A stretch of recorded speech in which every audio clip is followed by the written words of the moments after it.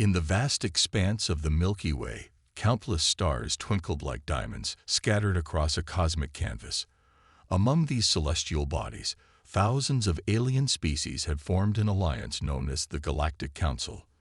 This grand organization, spanning millions of light years, prided itself on bringing order and civilization to the galaxy. The Council's headquarters was a massive space station that orbited a neutron star. Its gleaming halls buzzed with activity as representatives from various worlds discussed matters of galactic importance. Beings of all shapes, sizes, and colors moved about, some floating, others crawling, and many walking on various numbers of limbs. On this particular day, the council chambers were filled to capacity. An emergency meeting had been called, and the air crackled with excitement and tension. At the center of the chamber, a holographic display flickered to life, showing a blue and green planet rotating slowly. Esteemed members of the council, began High Counselor Zixnax, a tall, spindly creature with iridescent skin. We have made a most intriguing discovery in the outer reaches of the Orion Arm. The chamber fell silent as all eyes, or sensory organs, focused on the hologram. This planet, designated Sol 3 by our explorers, harbors intelligent life, Zixnax continued. However, these beings are primitive. A chorus of murmurs and clicks filled the room. Primitive species were not uncommon, but rarely did they warrant an emergency council meeting.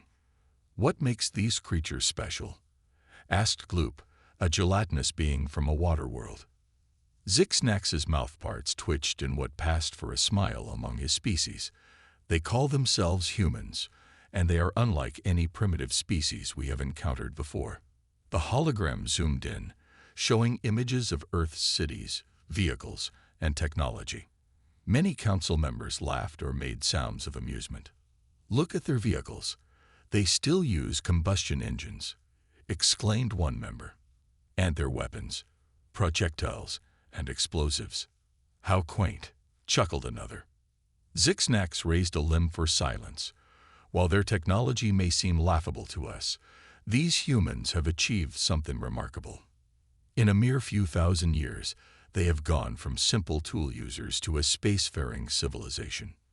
This announcement caused a stir. Most species took millions of years to reach that level of advancement. Impossible, shouted Krax, a reptilian being known for his skepticism. No species can advance that quickly. Your data must be flawed. Zixnax shook his head. The data has been triple-checked. These humans are a statistical anomaly. They possess an incredible drive to innovate and adapt. The council members began to discuss among themselves, their voices rising in a cacophony of alien languages. Some were fascinated, others worried, and a few were outright dismissive. Silence, boomed Zixnax, his voice amplified by the chamber's acoustics. We must decide how to proceed. Our options are clear. We either attempt to civilize these humans and bring them into the galactic community, or we eliminate the potential threat they pose. The chamber erupted into heated debate. Those in favor of elimination argued that the humans' rapid advancement made them unpredictable and dangerous. The pro-civilization faction countered that the humans' unique abilities could benefit the entire galaxy if properly guided. As the arguments raged on, a small group of council members huddled in a corner, whispering conspiratorially. Led by General Vrock, a battle-scarred warrior from a militaristic species, they saw an opportunity in this situation. Think about it, Vrock growled to his companions. If these humans are as adaptable as Zixnax claims, they could make excellent soldiers. We could conquer them, then use them to expand our influence in the council. His allies nodded in agreement, their eyes, or equivalent organs, glinting with ambition. Meanwhile, the main debate continued. Some members suggested sending undercover observers to Earth to gather more information. Others proposed making open contact and offering the humans advanced technology in exchange for their allegiance. As the discussion wore on, it became clear that the council was divided. No consensus could be reached on how to deal with humanity. Finally, High Counselor Zixnax called for order.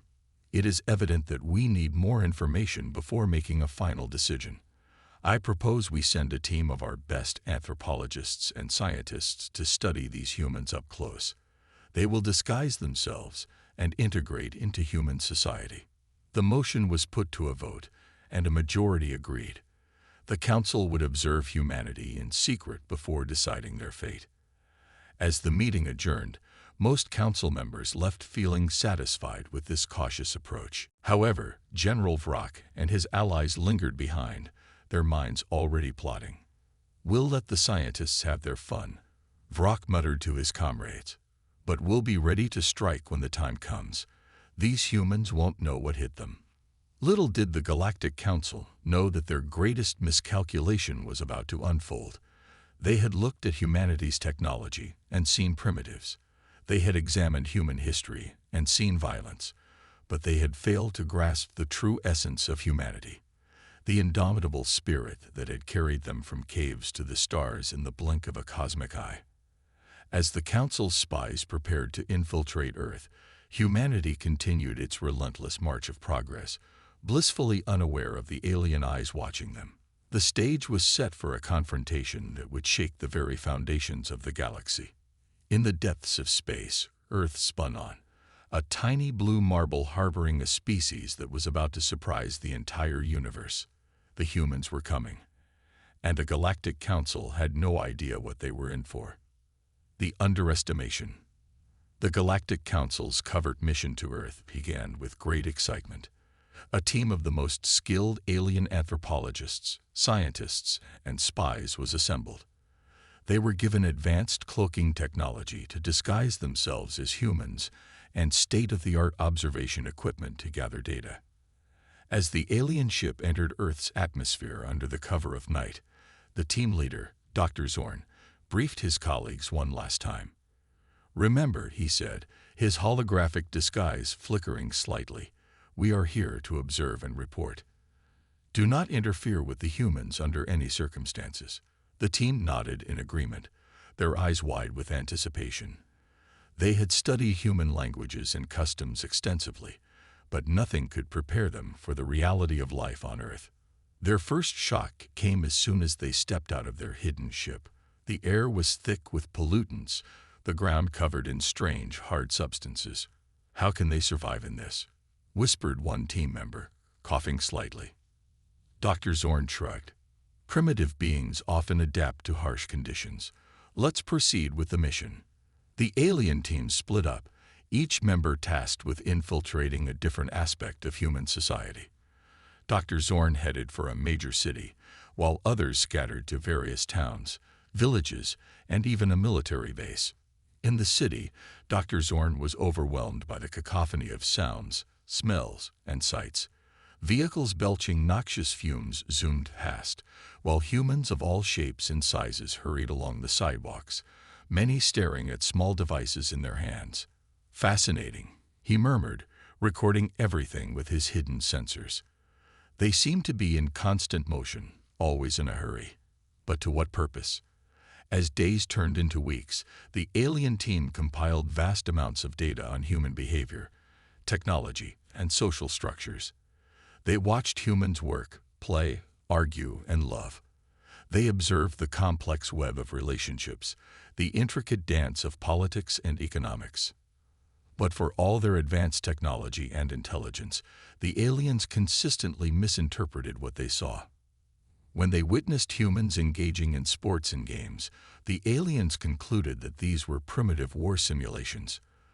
The fierce competition and tribal loyalties associated with teams reinforced this misconception.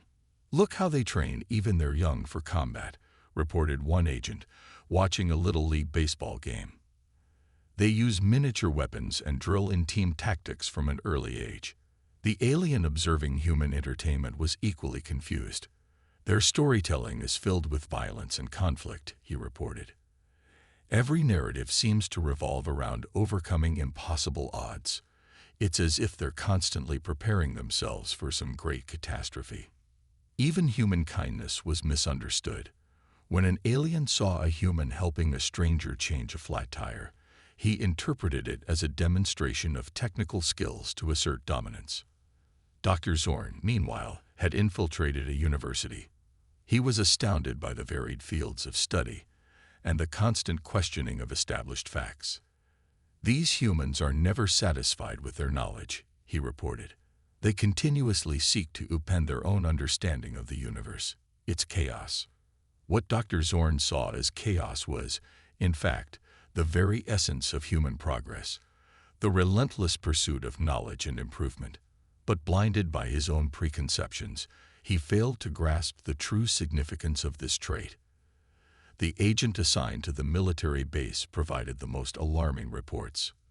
"Their weapons, while primitive, are devastating in their destructive capacity," she warned. "And they constantly develop new ones. It's as if they're preparing for a war against the entire galaxy." In reality, she was witnessing the old human adage of preparing for war to preserve peace, but the nuance was lost on her. As the weeks turned into months, the alien team became increasingly anxious. Everything they saw reinforced their view of humans as violent, unpredictable, and dangerously innovative. "They've split the atom," reported one agent breathlessly. "A species this young shouldn't have such power. They're like children playing with supernovas." What the aliens failed to see was the context of human achievement. They didn't understand the millennia of struggle, the countless failures and setbacks that had forged human resilience. They couldn't grasp the hopes, dreams, and fears that drove human innovation. After 6 Earth months, Dr. Zorn called his team together for a final meeting before reporting back to the Galactic Council. "My fellow researchers," he began, his holographic disguise flickering with excitement, "we've gathered an unprecedented amount of data on this species, and I must say, the results are deeply troubling." The team nodded in agreement, their faces grim. "These humans," Dr. Zorn continued, "are unlike any species we've encountered. They are violent, yes, but also ingenious. They are divided, yet capable of astonishing cooperation. They are primitive, but advancing at a rate that defies all our models." He paused, letting his words sink in. "It is my recommendation that we advise the Council to take immediate action. The humans are too unpredictable, too dangerous to be allowed to develop further. We must intervene now, before they become a threat to galactic peace." The team unanimously agreed. As they prepared to leave Earth, each member felt a sense of relief.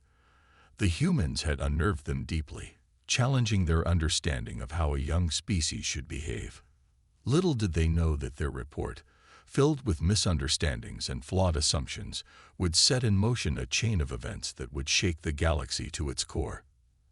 As their ship lifted off, hidden from human eyes by advanced cloaking technology, Dr. Zorn looked down at the blue planet. "Such potential," he mused, "but too dangerous to be left unchecked. The Council will know what to do." But the Council, for all its advanced civilization and technology, was about to make the greatest blunder in its long history. They were gravely underestimating humanity, and the cost of that mistake would be astronomical. As Earth faded into the distance, humanity continued its chaotic, beautiful dance of progress, blissfully unaware of the storm that was brewing among the stars. The invasion begins. The day Earth's sky turned red would be forever etched in human history. It began like any other morning. People waking up, going about their daily routines, unaware that their world was about to change forever. At 9:15 a.m. Greenwich Mean Time, the first reports of strange atmospheric disturbances started flooding news channels. Scientists were baffled by the sudden appearance of massive energy signatures in the upper atmosphere. Amateur astronomers reported seeing flashes of light far brighter than any star. By noon, the truth became impossible to ignore. Enormous alien ships, each the size of a small city, materialized in Earth's skies. Their sleek, silvery hulls reflected the sunlight, creating an awe-inspiring and terrifying spectacle. Panic swept across the globe. In New York, crowds gathered in Times Square, their faces a mix of fear and wonder as they stared at the giant screens showing live footage of the alien ships. In Beijing, millions took to the streets, unsure whether to flee or to watch history unfold. In a small village in Africa, elders gathered to discuss what this meant for their ancient prophecies. World leaders scrambled to respond. Emergency meetings were called, military forces were put on high alert, and frantic attempts at communication with the alien vessels were made. But the aliens remained silent, their ships hovering ominously over major cities around the world. As the day wore on, a tense waiting game ensued. Humanity held its collective breath, wondering what these visitors wanted. Were they here in peace, or did they have more sinister intentions? The answer came at sunset. Without warning, the alien ships opened fire. Beams of intense energy rained down on Earth's cities, vaporizing buildings and leaving massive craters in their wake. The night sky lit up with explosions as human military forces attempted to retaliate, their most advanced weapons seeming like mere firecrackers against the alien technology. In Washington, D.C., President Sarah Chen watched in horror as the White House Situation Room erupted into chaos. Reports of destruction poured in from all corners of the globe. "Madam President," her chief of staff said, his voice shaking, "we're getting reports of alien ground forces teleporting into major cities. Our troops are engaged, but they're being overwhelmed." President Chen steeled herself. "Order a full nuclear response. God help us all." But even humanity's most devastating weapons proved ineffective. The aliens had anticipated this move and deployed energy shields that absorbed the nuclear blasts, protecting their ships and ground forces. As the first day of the invasion came to a close, the situation looked grim for humanity. Major cities lay in ruins, millions were dead or displaced, and Earth's military forces were in disarray. Yet, amidst the chaos and destruction, pockets of resistance began to form. In the suburbs of London, Royal Marine Sergeant Jake Foster rallied a group of survivors. "Listen up," he shouted over the sound of distant explosions. "I know we're scared, I know the odds look bad, but we're not done yet. Humanity's faced tough times before, and we've always come through. This is our home, and we're going to fight for it." His words sparked a fire in the group. They began organizing, gathering weapons and supplies, preparing to fight back against the alien invaders. Similar scenes play out across the globe. In the mountains of Afghanistan, old tribal rivalries were set aside as former enemies banded together to resist the alien threat. In the Amazon rainforest, indigenous tribes used their deep knowledge of the land to hide refugees and launch guerrilla attacks on alien patrols. In Silicon Valley, a group of tech geniuses went underground, working tirelessly to hack alien communication systems and understand their technology. Led by Dr. Aisha Patel, a brilliant computer scientist, they made a startling discovery. Their systems, Dr. Patel explained to her team, her eyes wide with excitement despite days without sleep, "They're not as advanced as we thought. Different, yes, but not unbeatable. We can do this. We can fight back." Meanwhile, in orbit, the alien fleet's commander, Grand Admiral Zeksiktar, was growing frustrated. He paced the bridge of his flagship, his tentacles twitching with annoyance. "How are these primitives still resisting?" He bellowed at his subordinates. "We have superior technology, superior numbers. They should have surrendered by now." His second-in-command, Visnok, attempted to explain. "Sir, the humans are unpredictable. They're using tactics we've never seen before. They're adapting to our weapons faster than we anticipated." Zeksitar's eyes narrowed. "Impossible. The Council's intelligence reports said they were violent but simple creatures, easy to conquer." The report, Visnok said hesitantly, may have been flawed. Back on Earth, as the first week of the invasion drew to a close, humanity's situation remained dire. But a spark of hope had been lit. In hidden bases and makeshift shelters, humans from all walks of life came together, pooling their knowledge, skills, and resources. Scientists worked around the clock to understand alien technology. Soldiers trained civilians in combat tactics. Hackers and engineers collaborated to repurpose everyday technology into weapons and defenses against the alien threat. In a secret bunker deep beneath the Rocky Mountains, President Chen met with other world leaders who had managed to escape the initial attack. The mood was somber but determined. "We may have lost the first battle," Chen said, her voice firm. "But this war is far from over. Humanity has always thrived in the face of adversity. We've survived ice ages, plagues, and our own destructive tendencies. We will survive this too." She paused, looking each leader in the eye. "The aliens think they know us, but they don't. They see our divisions and think us weak. They don't understand that in our diversity lies our strength. Every culture, every discipline, every individual has something unique to contribute to this fight." The other leaders nodded in agreement. Plans were made, resources allocated, and a global resistance movement began to take shape. As the aliens continued their assault on Earth's surface, they remained unaware of the storm that was brewing. Humanity, with its back against the wall, was about to show the galaxy why it should never be underestimated. The invasion had begun, but the true battle for Earth was just getting started. Humanity's hidden strengths. As weeks turned into months, the alien invasion of Earth continued relentlessly. Cities lay in ruins, governments were in disarray, and billions of people struggled to survive. Yet, in the face of this overwhelming adversity, humanity's true strengths began to emerge. In the scorched remains of MIT's campus, Dr. Emily Chen worked tirelessly. Her lab, once filled with cutting-edge robotics equipment, now housed a motley crew of scientists, engineers, and hackers from around the world. They had one goal: to understand and reverse engineer alien technology. "Look at this," Dr. Chen said, holding up a piece of alien circuitry. "It's advanced, yes, but not unbeatable. Their tech is based on principles we've theorized about for years. We just need to think differently." Her team nodded, their eyes glowing with determination. They had already made significant progress, adapting alien energy weapons to work with human power sources and cracking parts of the alien communication codes. Meanwhile, in the dense jungles of Brazil, a different kind of resistance was taking shape. Maria Silveira, once an environmental activist, now led a group of guerrilla fighters. They used their intimate knowledge of the rainforest to launch hit-and-run attacks on alien patrols. "The aliens don't understand this environment," Maria explained to her team as they prepared for another raid. "They rely too much on their technology.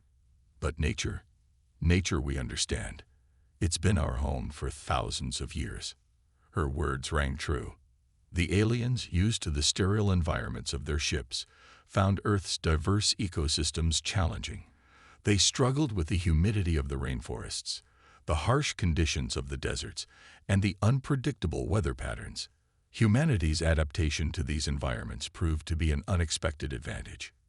In the war-torn streets of London, another aspect of human strength was manifesting. Jack Thompson, a former history teacher, had turned his knowledge into a powerful weapon. He organized a network of resistance cells, drawing inspiration from historical guerrilla warfare tactics. "Remember," he told his group, "we've faced overwhelming odds before. From the American Revolution to resistance movements in World War I, history is full of examples of determined underdogs prevailing. We can do this." Jack's knowledge helped the resistance stay one step ahead of the aliens. They used time-tested tactics of sabotage, disinformation, and psychological warfare to keep the invaders off balance. Across the globe, humanity's creativity and adaptability continued to shine. In Australia, Aboriginal trackers used their traditional skills to detect and avoid alien patrols in the outback. In Silicon Valley, tech geniuses repurposed social media algorithms to create a secure global communication network for the resistance. In India, ancient Ayurvedic knowledge was combined with modern medicine to treat injuries caused by alien weapons. But perhaps humanity's greatest strength was its diversity. The aliens, coming from a homogeneous society, struggled to understand and predict human behavior. Every culture, every discipline, every individual brought something unique to the fight. This diversity was exemplified in a hidden base beneath the Swiss Alps. Here, a team of unlikely allies worked on a project that could turn the tide of the war. Dr. Yuki Tanaka, a quantum physicist from Japan, collaborated with Zora Nwosu, a teenage programming prodigy from Nigeria. Alongside them worked Chief Thundercloud, a Native American shaman, and Major Ivan Petrov, a Russian cybersecurity expert. Their project: a way to hack into the aliens' quantum communication network. "It's like this," Zora explained, her fingers flying over a keyboard. "The aliens use quantum entanglement for instant communication across vast distances, but they don't account for human unpredictability." Dr. Tanaka nodded. "We're introducing a chaotic element into their system, based on a combination of quantum mechanics and pattern recognition algorithms inspired by ancient tribal symbols." Chief Thundercloud smiled. "The old ways and the new, working together. This is the strength of humanity." Their work was just one example of how humanity's diverse knowledge and experiences were being combined in ways the aliens never anticipated. Even in the face of overwhelming technological superiority, humans found ways to innovate. When direct confrontation failed, they adapted. Farmers repurposed agricultural drones to spy on alien bases. Street artists used their skills to create camouflage that fooled alien sensors. Even children played a role, their natural curiosity leading to discoveries about alien behavior that adults had overlooked. In orbit, aboard the alien flagship, Grand Admiral Zextkar was growing increasingly frustrated. He glared at the holographic display of Earth, covered in red dots indicating areas of human resistance.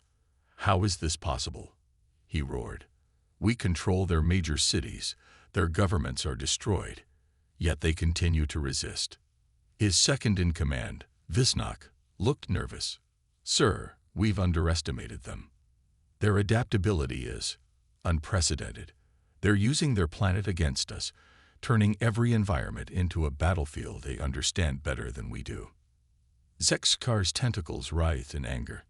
"Nonsense. They're primitives. We'll crush them soon enough." But doubt had begun to creep into the alien ranks. More and more, they found themselves outmaneuvered by human tactics they couldn't predict. Their superior technology was being countered by human ingenuity and resourcefulness. Back on Earth, in a secret meeting of resistance leaders, the mood was cautiously optimistic. Representatives from every continent shared stories of small victories and breakthrough discoveries. President Chen, her face weathered by months of war, but her eyes bright with determination, addressed the group. "We've lost much," she said, her voice solemn. "But we've also discovered so much about ourselves. Our strength isn't in our weapons or our technology. It's in our spirit, our diversity, our ability to adapt and overcome." She paused, looking around the room. "The aliens thought they knew us. They saw our conflicts, our divisions, and fought us weak. But they didn't understand that these very differences are what make us strong. Every culture, every discipline, every individual human experience brings something unique to this fight." The room erupted in cheers and applause. For the first time since the invasion began, hope felt tangible. As the meeting concluded, Dr. Emily Chen approached the president. "Ma'am," she said, her voice excited, "we've made a breakthrough. We think we've found a way to bring down their energy shields." President Chen's eyes widened. "You mean we could actually strike back?" Dr. Chen nodded. "Yes, ma'am. It's time to take the fight to them." As the news spread through resistance channels around the world, a new energy filled the air. Humanity had bent, but it had not broken. Now it was ready to show the aliens and the galaxy what it was truly capable of. The tide of the war was about to turn, and the aliens were wholly unprepared for what was coming. The turning point. The war had raged for over a year. Earth lay battered but unbroken, its people bloodied but unbowed. In hidden bases across the globe, humanity prepared for what they hoped would be the final push against their alien invaders. Dr. Emily Chen stood in a makeshift lab deep beneath the Rocky Mountains, surrounded by a team of the world's brightest minds. "This is it," she said, holding up a small device. "Our chance to turn the tide." The device was the culmination of months of reverse engineering alien technology, combined with human ingenuity. It was a quantum disruption field generator, capable of disabling the aliens' energy shields and communication systems.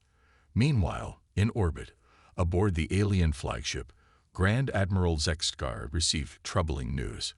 "What do you mean? We've lost contact with our ground forces," he bellowed at his subordinate. Vizenach, his second-in-command, trembled. "Sir, it seems the humans have developed some kind of jamming technology. Our troops are in disarray." Zexkar's tentacles writhed in fury. "Impossible. These primitives couldn't possibly." His words were cut short as the ship shuddered violently. Alarms blared throughout the vessel. Back on Earth, in a secret command center, President Sarah Chen watched as reports flooded in from around the world. "It's working," she breathed, hardly daring to believe it. "All alien ships within the atmosphere are losing power. Their ground forces are cut off from orbital support." General Miguel Rodriguez, the grizzled leader of Earth's United Military Forces, nodded grimly. "Then it's time. Give the order, Madam President." President Chen took a deep breath. "Operation Phoenix is a go. May God be with us all." Across the planet, humanity launched its counterattack. In the ruins of Paris, French resistance fighters emerged from the catacombs, armed with makeshift weapons, and captured alien technology. They caught the confused alien patrols completely off guard. In the Amazon rainforest, indigenous warriors led by Maria Silveira used their knowledge of the terrain to ambush alien strongholds. Their blow darts, tipped with a neurotoxin derived from native plants and enhanced by alien biochemistry, proved surprisingly effective against the invaders. Over the skies of Tokyo, a squadron of fighter jets, retrofitted with reverse-engineered alien propulsion systems, engaged in a dogfight with alien craft. The human pilots' superior maneuverability and unpredictable tactics gave them the edge. In New York, a team led by teenage hacker prodigy Kevin Wong infiltrated a major alien command center. Armed with quantum computers and AI algorithms, they turned the aliens' own defense systems against them. The battles raged across every continent, in every environment. Humans used everything at their disposal: advanced technology, ancient wisdom, and sheer determination. In orbit, the alien fleet was in chaos. Grand Admiral Zexkar watched in disbelief as his supposedly invincible armada was slowly but surely being pushed back by the humans' coordinated assault. "This can't be happening," he muttered, his earlier bravado evaporating. "How could we have underestimated them so badly?" Vizenach, showing unexpected backbone, spoke up.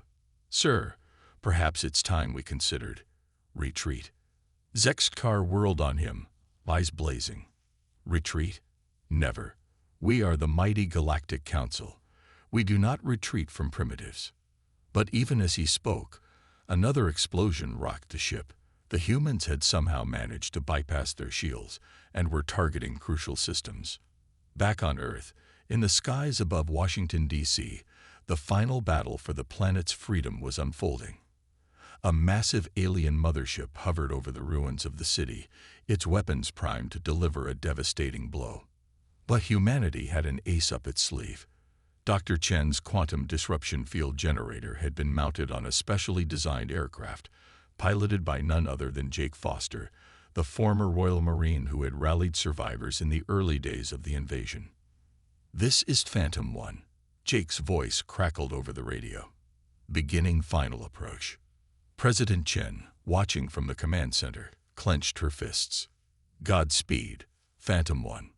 Jake's aircraft weaved through a barrage of alien fire, drawing ever closer to the mothership. Sweat beaded on his brow as he dodged energy beams and missiles. "Almost there," he muttered. In a burst of speed, Jake's craft shot underneath the mothership. He hit the release, dropping Dr. Chen's device. "Device away," he shouted, banking hard to escape the blast radius. For a moment, nothing happened. Then, a pulse of energy erupted from the device, enveloping the mothership in a shimmering field. The massive vessel's lights flickered and died, its weapons falling silent. A cheer went up from the human forces. The mothership, the alien's greatest weapon, was neutralized. Aboard his flagship, Grand Admiral Zexkar watched in horror as his prized mothership drifted powerless. All around him, reports came in of human victories across the planet. His invasion force, once seemingly invincible, was being decisively defeated by the very primitives they had sought to conquer. "Sir," Visnok said quietly, "we've lost." "Your orders?" Zexkar slumped in his command chair, the fight gone out of him. "Signal the retreat," he said, his voice hollow. "All forces, withdraw from Earth." As the alien ships began to pull away from Earth, humanity's celebrations began. In cities and villages, in mountains and deserts, people emerged from hiding, tears of joy mixing with cries of victory. President Chen addressed the world, her voice choked with emotion. "My fellow humans, today we have achieved the impossible. Through our unity, our diversity, our unyielding spirit, we have repelled an invasion force from the stars themselves." She paused, letting the magnitude of the moment sink in. "But our victory is more than just military. We have shown the galaxy that cooperation trumps conquest, that innovation can overcome overwhelming odds, and that the human spirit is a force to be reckoned with." As the last alien ships disappeared from Earth's skies, a new era dawned for humanity. They had faced their greatest challenge and emerged victorious, forever changing their place in the cosmic order. In the days that followed, as the world began the long process of rebuilding, a message arrived from deep space. It was from the Galactic Council, requesting to open diplomatic relations with Earth. Humanity, battle-hardened but unbowed, stood ready to take its place among the stars. The invasion had been the ultimate test, and in passing it, they had proven themselves worthy of the galaxy's respect and admiration. The turning point had come and gone. Now, the future beckoned, bright with possibilities that no one, human or alien, could have imagined before this war. Earth, once dismissed as a primitive backwater, was now poised to become a major player in galactic affairs. The greatest blunder of the Galactic Council had become humanity's greatest triumph. The stars themselves seemed to shine brighter, welcoming Earth to a new age of interstellar cooperation and adventure. The galactic shockwave. News of humanity's resilience spread through the galaxy like wildfire. The Galactic Council, once confident in their decision to invade Earth, now found themselves facing a crisis unlike any in their long history. In the Grand Council chambers, representatives from thousands of alien species gathered for an emergency session. The atmosphere was tense, filled with hushed whispers and nervous glances. High Counselor Zixnax, his iridescent skin dulled with stress, took the central podium. "Esteemed colleagues," he began, his voice echoing through the vast hall, "we face an unprecedented situation. The humans of Earth are resisting." A murmur of disbelief rippled through the audience. "Impossible," shouted Krax, the reptilian skeptic. "They're primitives. How can they stand against our advanced forces?" Zixnax raised a limb for silence. "Our initial assessment was flawed. The humans have displayed levels of adaptability and ingenuity that defy all our models. They're turning our own technology against us, using their planet's diverse environments to their advantage. And they're winning battles." The chamber erupted into chaos. Some council members demanded immediate reinforcements be sent to Earth. Others called for a full retreat. A few even suggested using planet-destroying weapons to end the threat once and for all. Amidst the uproar, a small, unassuming alien named Pipsqueak raised her voice. "Wait," she squeaked, barely audible above the din. "Has anyone considered talking to them?" The chamber fell silent, all eyes turning to the tiny alien. Pipsqueak continued, gaining confidence. If they're this resourceful as enemies, imagine what they could offer as allies. Her words sent shockwaves through the council. The very idea of treating humans as equals was revolutionary, challenging centuries of galactic prejudice against primitive species.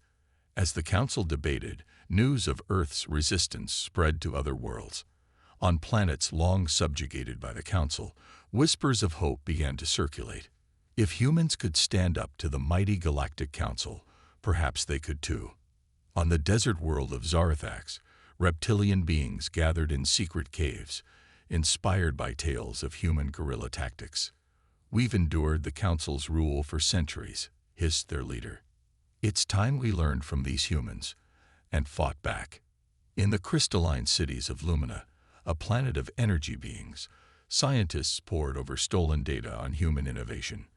Their ability to repurpose technology is remarkable. One Luminan mused, "We've grown complacent in our advanced state. Perhaps it's time we rediscovered our creative spark."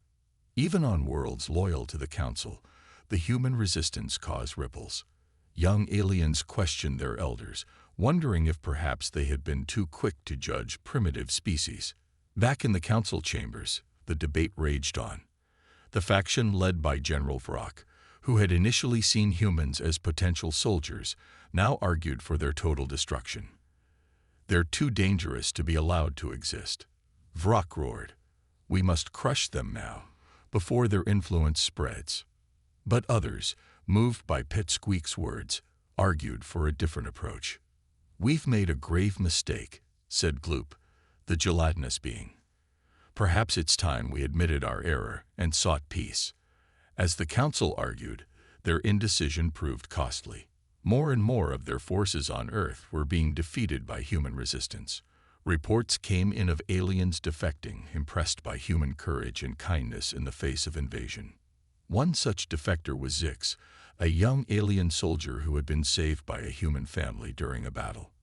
He now stood before the council, his testimony broadcast across the galaxy.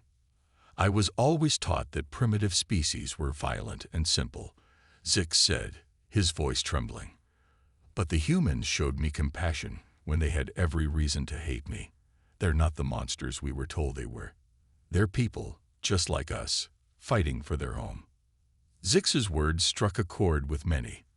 Across the galaxy, protests began to erupt on council-controlled worlds. Citizens demanded an end to the war on Earth and a reassessment of the Council's policies toward primitive species. The balance of power in the galaxy was shifting. Long-standing alliances began to fracture as some worlds sided with Earth, while others clung to the old ways. In a hidden rebel base on the jungle moon of Xylos, representatives from a dozen primitive species gathered. Inspired by Earth's resistance, they formed a coalition, swearing to support humanity and fight for their own freedom. Their leader, a four-armed being named Caxul, raised a human artifact, a simple smartphone, to the crowd. "The humans call this a phone," he said. "With devices like these, they've connected their entire world. Imagine what we could accomplish if we all worked together, sharing our unique strengths." The idea of cooperation between diverse species, once dismissed by the Council as inefficient, was taking root across the galaxy. Earth's example was showing that diversity could be a source of incredible strength and innovation. As pressure mounted from all sides, the Galactic Council found itself paralyzed. Centuries of rigid thinking and prejudice had left them ill-equipped to handle the rapidly changing situation. In a private chamber, High Counselor Zixnax conferred with his most trusted advisors.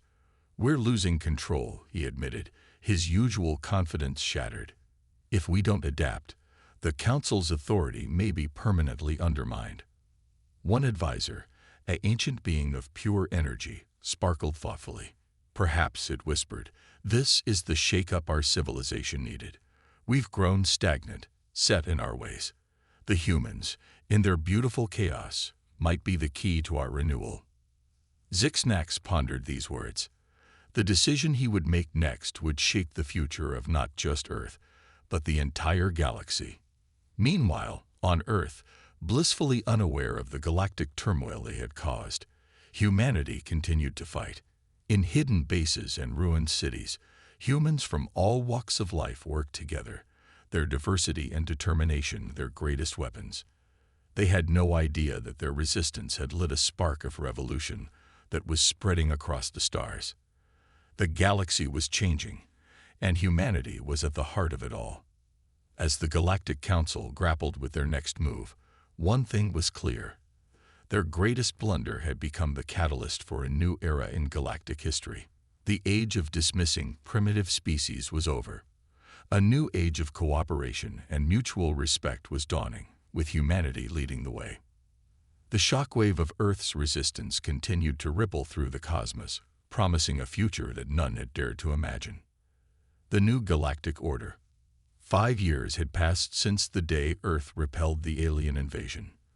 The planet, once ravaged by war, was now a beacon of hope and innovation in the galaxy. Cities rose from the ashes, incorporating both human ingenuity and reverse-engineered alien technology. The scars of battle remained, but they served as proud reminders of humanity's resilience. On a crisp autumn morning, a sleek spacecraft descended through Earth's atmosphere, touching down gently in the newly built Galactic Embassy in Geneva. As the ship's doors opened, out stepped High Counselor Zixnax, now the lead diplomat of the reformed Galactic Council. President Sarah Chen, flanked by Dr. Emily Chen and General Miguel Rodriguez, stepped forward to greet the alien dignitary. "Welcome to Earth, High Counselor," President Chen said, extending her hand in the human gesture of greeting. Zixnax, having studied human customs, awkwardly shook her hand with one of his tentacles. "Thank you, President Chen. I must say, your world looks far different from the reports of our invasion force." As they walked towards the embassy building, holographic displays showed scenes from around the globe. In the rebuilt New York, towering skyscrapers incorporated living gardens, a blend of human architecture and alien environmental technology. Over the Amazon rainforest, floating research stations studied the rich biodiversity, their findings shared across the galaxy. "We've been busy," Dr. Chen said with a smile. "Your technology, combined with our creativity, has opened up possibilities we never dreamed of." Inside the embassy, representatives from dozens of alien species mingled with humans from all walks of life. The atmosphere was one of excitement and mutual curiosity. Zixnax marveled at the sight. "To think, just a few years ago, we considered your species primitive. Now you're teaching us things we never imagined." General Rodriguez, his face weathered but proud, nodded. "That's the thing about humanity, Counselor. We thrive on challenges. Your invasion, as terrible as it was, pushed us to reach our full potential." The group made their way to a large conference room, where the real work of shaping the new galactic order would begin. Leaders from Earth sat side by side with representatives from various alien worlds, including some that had been inspired by Earth to seek independence from the old Galactic Council. President Chen called the meeting to order. "Friends, colleagues, beings from across the stars, we gather here today to forge a new path for our galaxy." She gestured to a holographic display of the Milky Way. "The old order, built on conquest and subjugation, has crumbled. In its place, we propose a galactic federation founded on principles of mutual respect, shared knowledge, and cooperative growth." Murmurs of approval rippled through the room. Even Zixnax nodded, his earlier arrogance replaced by genuine admiration for the human's vision. A representative from Lumina, the world of energy beings, spoke up. "Earth has shown us that technological advancement alone is not the measure of a species' worth. We would be honored to join this federation." Caxel, the four-armed rebel leader who had formed a coalition of primitive species during the war, stood next. "My people, and many others like us, owe our freedom to Earth's example. We too wish to be part of this new galactic community." As the discussions continued, it became clear that Earth's influence extended far beyond its military victory. Humanity's adaptability, creativity, and unifying spirit had captured the imagination of the galaxy. Dr. Chen presented plans for a galactic university where beings from all worlds could come to learn and share knowledge. Our diversity is our strength, she explained.